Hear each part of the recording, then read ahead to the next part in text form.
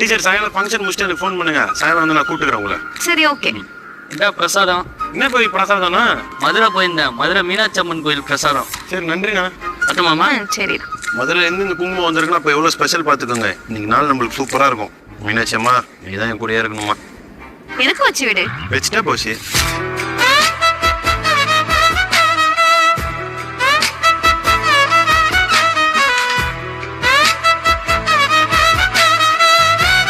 அழகா இருக்கா? இந்த மதுரை மீனாட்சி அம்மா மாதிரியே இருக்கீங்க. சரி, நான் போயிட்டு வரேன். மா போலாமா? போலாம். ஐஷா ரெடி ஆயிட்டேன். இதுக்குதான் எனக்கு பிடிக்கிறதே இல்ல. ஏமா என்னாச்சு? உங்க பொண்ணு எப்படி வந்திருக்கான்னு பாருங்க.